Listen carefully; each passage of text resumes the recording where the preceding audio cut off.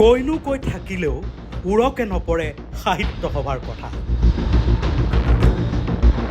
এইবাৰ চাওক সাহিত্য সভাৰ অন্য এক কলংকিত অধ্যায়।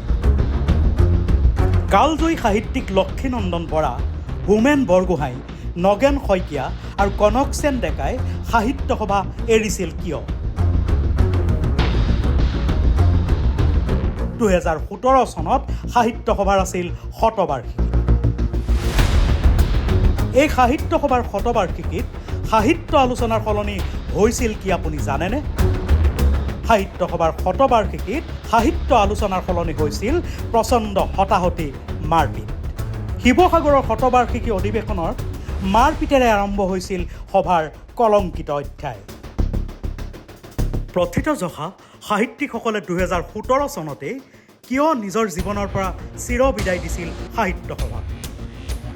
অসমৰ বিভিন্ন জনগোষ্ঠীৰ লোকসকলক সাহিত্য সভাৰ বৰমজিয়াত একত্ৰিত কৰাৰ প্ৰচেষ্টা কৰা প্ৰথমগৰাকী সভাপতি তথা জীৱনৰ 91টা বসন্ত গৰকা বয়োজ্যেষ্ঠ সাংবাদিক কনকসেন ডেকাই সাহিত্য সভাৰ কেইটামান বছৰৰ পৰা কাৰ্যকলাপক লৈ প্ৰচণ্ড ক্ষোভ প্ৰকাশ কৰিছিল।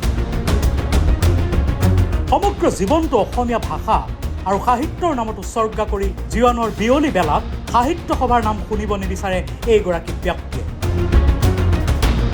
যেতিয়া অসম সাহিত্য সভাৰ শিৱসাগৰ অধিৱেশনত শতবাৰ্ষিকী আমি সকলোৱে ভাবিছিলোঁ যে ধুমধামেৰে হ'ব,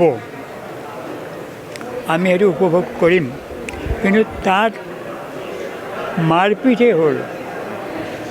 একেবাৰে শতবাৰ্ষিকীটো শেষে হৈ গ'ল।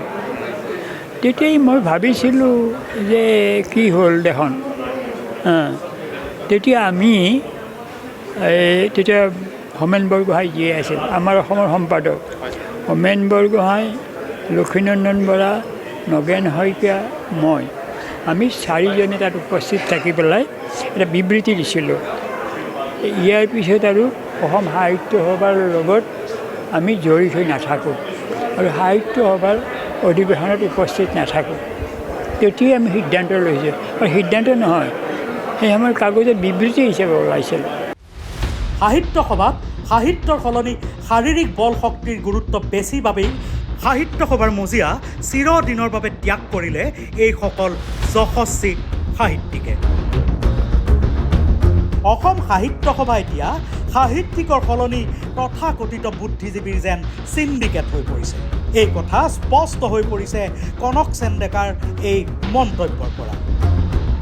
বুদ্ধিজীৱীৰ চিণ্ডিকেট চলোৱা এই লোকসকলে যে সাহিত্য সভাক উদ্ধাৰ কৰিব নোৱাৰে, সেই কথা খাটাং। News desk, sport nation and